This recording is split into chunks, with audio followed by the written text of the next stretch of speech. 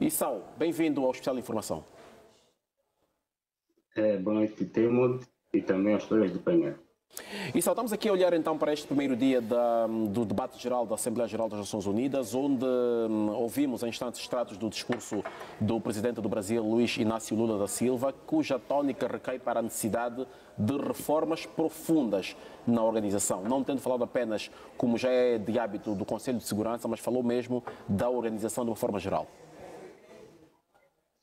Bem, Temo, essas reformas vão acontecer com o advento da nova ordem mundial, não é? Eventualmente poderá surgir uma nova organização internacional como consequência do desmantelamento desta ordem atual, fruto de um grande embate político entre os contendores deste poder internacional. Porque se pensar que isto irá acontecer pela boa vontade, sobretudo de alguns Estados que detêm as manevelas do poder do sistema internacional, isto não vai acontecer porque não aconteceu nos últimos 79 anos, não é? Houve uma reforma nos últimos 20 anos que levou ao alargamento dos membros não permanentes, mas dali para cá nunca mais aconteceu. E esses conflitos mundiais sempre aconteceram ao longo da existência das próprias Nações Unidas, né? Podemos aqui elencar um conjunto deles numa lista sem fim. E isso já denotava na altura a incapacidade da própria ONU de implementar uma das suas premissas, que é a paz e a segurança internacionais. Ou seja, enquanto houver esta dialética geopolítica entre, imaginemos, o Oriente e o Ocidente, cada um tentando usar a ONU como instrumento para a maximização dos seus interesses, a ONU será ineficaz na resolução dos conflitos mundiais e também no exercício do poder que podia ter. Claro que teve, naturalmente, na década de 60, um papel fundamental na descolonização de seus países. Muitos estavam ainda sob o domínio colonial, mas outros eventos de grande importância a ONU não verificou, né? Para lá das chamadas missões de paz, enfim, quer no Médio Oriente, quer também no nosso continente africano. Mas a ONU, como foi desenhada para ser uma espécie de cenário de concertação de posições entre as potências mundiais, basta ver o seu Conselho de Segurança, cujas decisões são de cumprimento obrigatório dos demais Estados-membros.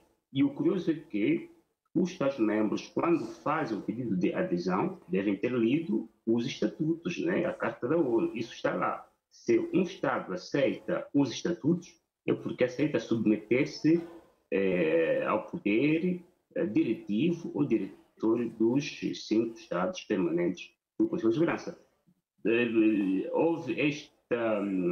Houve falha ao longo deste processo e, eventualmente, imaginemos se os Estados optassem por condicionar a sua presença no Conselho de Segurança já a partir do momento em que fazem um pedido, eventualmente alguma coisa iria mudar de lá para cá. Mas isso não aconteceu e o que existe agora é quase que o remorso, uma tentativa de recuar e corrigir o tiro. Só que, como dissemos, enquanto não houver uma alteração do status quo, a ONU irá continuar como está. E também há um poder importante que esses Estados têm, que do ponto de vista demográfico, imaginemos o continente africano com 1 bilhão e 400 milhões de habitantes. Imaginemos a Índia com outros tantos bilhões de habitantes. Quase que têm 1/3 da população mundial.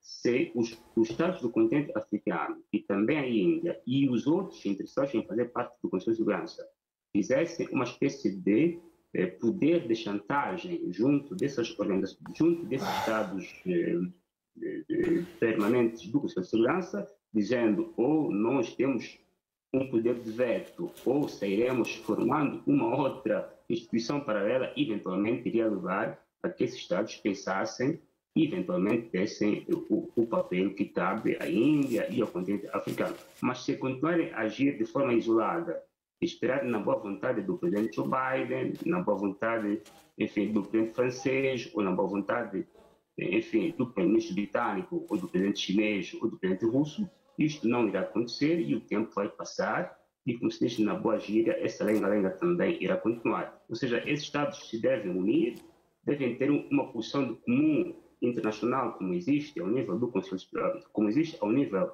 da União Africana, que é a posição comum africana subscrita nos acordos de Esdoline e também na declaração de Sirte de 2005, que defende 2 lugares permanentes com direito a veto e 5 não permanentes, se houver uma posição semelhante ao nível internacional, isto é, a posição da África somada à da Índia e da América Latina, e fizerem um barulho diplomático estratégico, é possível que estes países recuem e aceitem a posição, ou seja, o ingresso desses Estados para este órgão.